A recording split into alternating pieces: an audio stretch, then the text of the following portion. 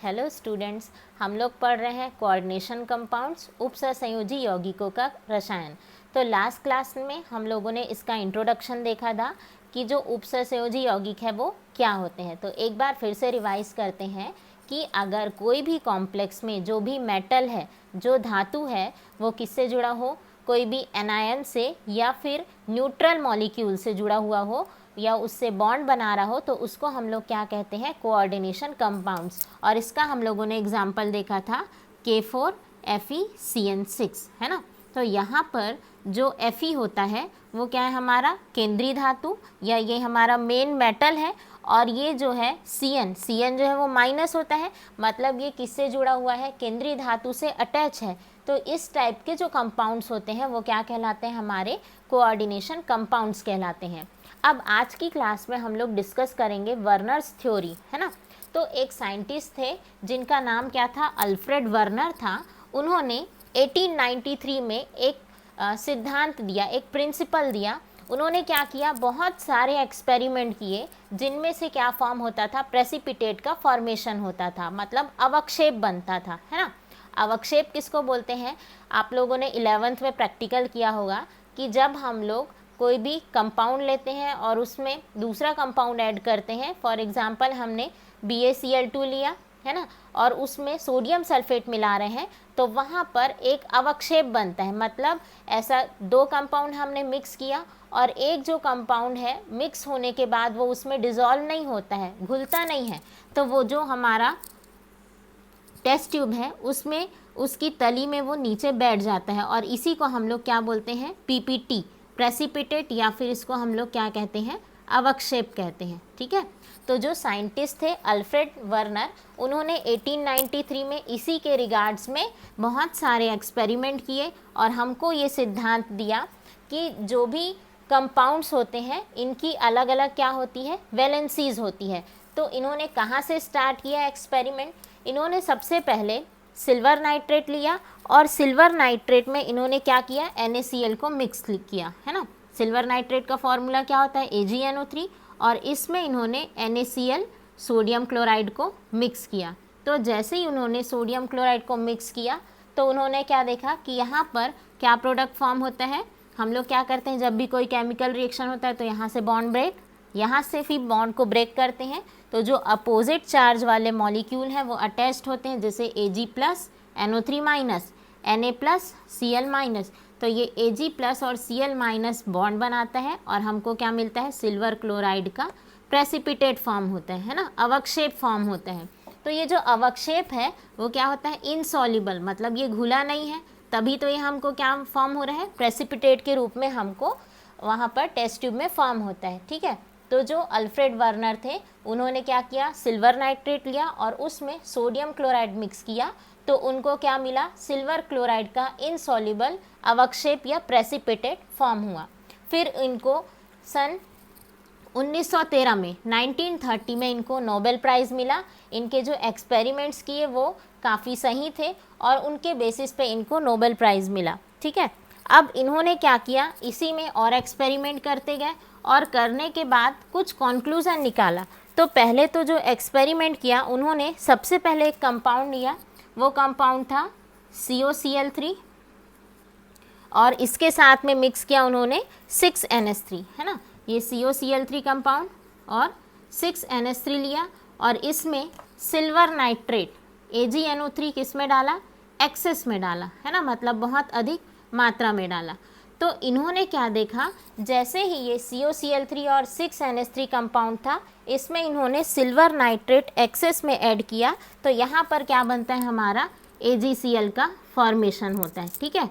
और ये जो कंपाउंड है ये कितना मोल होता है, ये 1 मोल है, और हमको जो AgCl मिला वो कितने मोल था, 3 मोल्स ऑफ कंपाउंड्स थे। ठीक है। वापस से इन्होंने फिर से यही जो एक्सपेरिमेंट था उसको रिपीट किया। हमारा जो कंपाउंड था वो यहाँ पर क्या था, COCl3.5NH3, और अभी भी ये जो कंपाउंड है वो कितने मोल थे, 1 मोल था। यहाँ पर सेम एक्सपेरिमेंट किया, AgNO3 डाला, किस में, एक्सेस में डाला। ठीक है। एक्सेस में डाल रहे हैं मतलब ये क्या है, बहुत ज़्यादा अधिक मात्रा में डल रहे हैं यहाँ पर। ठीक है। तो यहाँ पर हमने क्या देखा कि जो हमारा प्रोडक्ट फॉर्म हुआ, सेम प्रोडक्ट बना सिल्वर क्लोराइड, और ये कितने मोल बनता है, 2 मोल फॉर्म होता है। ठीक है, वापस से इन्होंने यही एक्सपेरिमेंट किया, COCl3 और इसमें क्या डाला, 4NH3 डाला, और यहाँ पर सेम चीज़ AgNO3 एक्सेस में। फिर इन्होंने क्या देखा, फिर से AgCl बना, लेकिन वो कितने मोल था, 1 मोल था। ठीक है, अब यहाँ पर देखो हम लोग जो कंपाउंड्स ले रहे हैं वो यहाँ कितना है, पूरा जितना भी कंपाउंड ले रहे हैं वो 1 मोल है, लेकिन हमको जो प्रोडक्ट फॉर्म हो रहा है वो एक बार 3 मोल फॉर्म हुआ, एक बार 2 मोल बना और एक बार 1 मोल फॉर्म हुआ। ठीक है, तो जब हम जो भी साइंटिस्ट है वो बहुत सारा एक्सपेरिमेंट करके देखते हैं तभी एक कॉन्क्लूजन पे पहुंचते हैं, है ना। तो उन्होंने वही कंपाउंड लिया, उसमें फिर से वही केमिकल ऐड किया और लास्ट में उन्होंने कॉन्क्लूजन निकाला कि जो कंपाउंड है हमारा, जो कंपाउंड कौन सा है, कोबाल्ट है ना, ये क्या कर रहा है, इसको कैसे भी करके 6 संयोजकता चाहिए, मतलब इससे कोबाल्ट से 6 अणु जुड़े हुए होने चाहिए, है ना। तो इसीलिए देखो यहाँ पर कितना मोल निकला है हमारा, 3 मोल निकला है ना। तो 3 मोल मतलब यहाँ पर कितना क्लोरीन था, अगर यहाँ से 3 क्लोरीन बाहर निकल जाता है तो इसके पास कितनी संयोजकता बचेगी, 6NH3। तो ये जो कोबाल्ट है उसको क्या चाहिए, 6 संयोजकता वाले कंपाउंड्स चाहिए ताकि वो ऑक्टाहेड्रल अष्टफलकी की जो आकृति है उसको बना सके।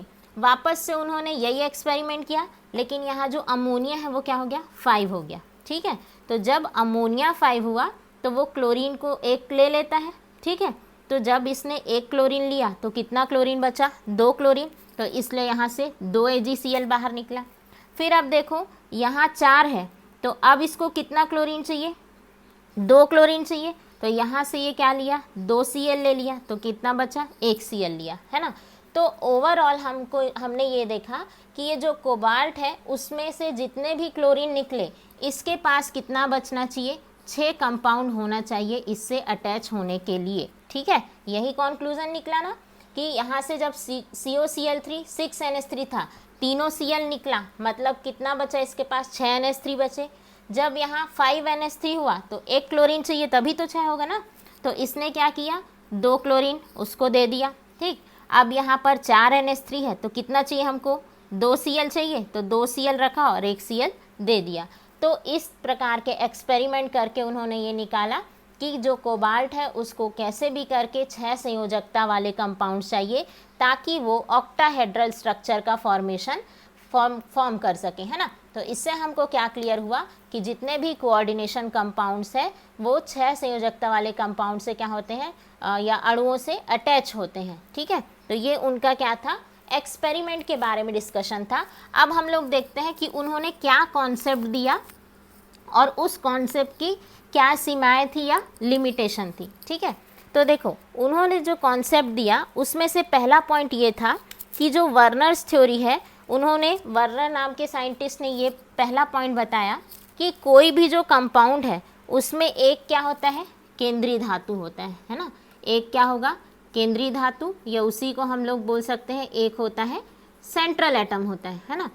दूसरा उन्होंने ये कॉन्सेप्ट बताया कि जो भी हमारा केंद्रीय धातु होगा उसमें क्या होगी, 2 टाइप्स की वैलेंसीज होंगी, है ना, 2 टाइप्स की वैलेंसी, या इसी को हम लोग क्या बोलते हैं, संयोजकता कहते हैं। ठीक है, तो यहाँ पर 2 टाइप की वैलेंसी या संयोजकता होगी। ठीक, तो जो पहली संयोजकता है, ये पहली वैलेंसी है, इसको उन्होंने क्या नाम दिया, प्राथमिक संयोजकता, है ना, प्राथमिक, या फिर इसको बोलते हैं आयनिक संयोजकता कहा। ठीक है, प्राथमिक या आयनिक संयोजकता। अब ये जो संयोजकता है इसके बारे में हम लोग डिस्कस करेंगे। ये जो प्राथमिक और आयनिक संयोजकता है वो किसके द्वारा सेटिस्फाइड होती है, निगेटिवली चार्ज्ड आयन के द्वारा सेटिस्फाइड होती है। मतलब इसमें कौन से आयन होते हैं, जो ऋण आयन होते हैं उनके द्वारा ये संतुष्ट होते हैं, है ना। ये जो कंपाउंड है ऋण आयन के द्वारा क्या होंगे, संतुष्ट होंगे। ठीक है, और ये जो कंपाउंड्स हैं इनको हम लोग कैसे दर्शाते हैं, ऐसे डॉट डॉट, ये जो लाइन है इनसे दर्शाया जाता है। ठीक है, तो हमने क्या पढ़ा, कोई भी कंपाउंड है उसमें क्या होता है, एक केंद्रीय धातु होता है और उसमें 2 टाइप की वैलेंसीज होंगी, 2 टाइप की क्या होती है, संयोजकता होती है। पहली जो संयोजकता है उसको क्या बोलेंगे, प्राथमिक या आयनिक संयोजकता। और ये जो प्राथमिक और आयनिक संयोजकता है ये ऋण आयन के द्वारा संतुष्ट होती है और इसको हम लोग डॉटेड लाइन से शो करते हैं, ठीक है। और फोर्थ पॉइंट क्या दिया है कि द्वितीयक संयोजकता, सेकेंडरी वैलेंसी, या इसी को हम बोलते हैं द्वितीयक संयोजकता, और इसको क्या बोलते हैं अनआयनिक, है ना। ये जो अनआयनिक संयोजकता है ये किसके द्वारा सेटिस्फाइड होंगी, या तो ऋण आयन के द्वारा या फिर उदासीन अणुओं के द्वारा संतुष्ट होती है, ठीक है। और इसको हम लोग सीधी लाइन से प्रदर्शित करते हैं, ठीक है। जो ऋण आयन के द्वारा संतुष्ट होगी इसके लिए एग्जाम्पल क्या है, जैसे क्लोरीन हो गया Cl माइनस Br माइनस, ठीक है। यहाँ फिर ऋण आयन बोल रहे हैं मतलब Cl माइनस Br माइनस, और उदासीन मतलब हो गया CO कार्बोनिल, है ना, और क्या है NH3 हो गया। ये सब क्या है हमारे उदासीन अणु हैं। तो दो टाइप की संयोजकता बताई, प्राथमिक या आयनिक संयोजकता, और दूसरी जो संयोजकता थी वो क्या है द्वितीयक या अनआयनिक संयोजकता। तो जो प्राथमिक संयोजकता है वो ऋण आयन के द्वारा संतुष्ट होंगी, जैसे कि हो गया क्लोरीन, ब्रोमीन, आयोडीन, और इनको हम लोग डॉटेड लाइन से दर्शाते हैं। दूसरी क्या है द्वितीयक या अनआयनिक संयोजकता, ये किसके द्वारा सेटिस्फाइड होती है, ऋण आयन या फिर उदासीन अणुओं के द्वारा, और इसको हम लोग, इसका एग्जाम्पल क्या है क्लोरीन, ब्रोमीन, CO और NH3, ये सब उदासीन के एग्जाम्पल्स है, ठीक है। अब इसमें वर्नर्स ने एक और पॉइंट दिया कि इसमें जो भी अणु बनेंगे या जो भी कॉम्प्लेक्स का फॉर्मेशन होगा इनकी अलग अलग आकृति होगी, और जितनी ही अलग अलग आकृति होंगी ये अलग अलग कलर्स को शो करेंगे, जैसे कि कोई ऑरेंज कलर, कोई रेड कलर या कोई ग्रीन कलर, ठीक है। और इसी के बेस पे उन्होंने बहुत सारा नाम दिया, जैसे कि ल्यूटियो कोबाल्टिक क्लोराइड, पर क्लोरो कोबाल्टिक क्लोराइड, तो ऐसे ही बहुत सारे कंपाउंड्स के नाम दिए, ठीक है। अब यहाँ पर ये होता है वर्नर्स थ्योरी में इनकी सीमाएं भी होती हैं। तो सीमाओं में जो वर्नर्स नाम के वैज्ञानिक थे उन्होंने ये चीज़ नहीं बताया कि कोई भी जो कंपाउंड है वो कलर क्यों शो कर रहा है। दूसरी चीज़ उन्होंने ये नहीं बताया कि ये जो कंपाउंड है वो ऑक्टाहेड्रल शेप ही क्यों बना रहा है, वो दूसरा शेप क्यों नहीं बना रहा है। तो ये जो कुछ पॉइंट्स हैं इनकी क्या निकली, कमियां निकली, और इन कमियों को दूर करने के लिए आगे और भी वैज्ञानिक आए और उन्होंने जैसे कि क्रिस्टल फील्ड थ्योरी CFT बोलते हैं, और VBT theory, valence bond theory, इन सब थ्योरीज़ को दिया और उन्होंने स्ट्रक्चर्स के बारे में डिटेल से बताया कि कौन से कंपाउंड है इनका ये ऑक्टाहेड्रल शेप ही क्यों है, या जो कंपाउंड है वो यही कलर क्यों दर्शा रहे हैं, है ना। तो इसके बारे में हम लोग नेक्स्ट क्लास में पढ़ेंगे। उससे पहले हम लोग इसका एक स्ट्रक्चर देखते हैं कि जैसे कि मान लो हमारे पास कोई भी एक कंपाउंड ले लेते हैं, जैसे हमारे पास है CONH36Cl3, है ना। तो इसका एक स्ट्रक्चर बनाते हैं प्राइमरी और सेकेंडरी वैलेंसी के अंतर्गत। जैसे हमारा एग्जाम्पल हुआ CONH36Cl3, ठीक है। तो अब हम लोग इसको सेटिस्फाइड करते हैं, जैसे हम लोग लिखते हैं ना कि एक क्या है हमारी प्राइमरी संयोजकता और एक है हमारी दूसरी संयोजकता।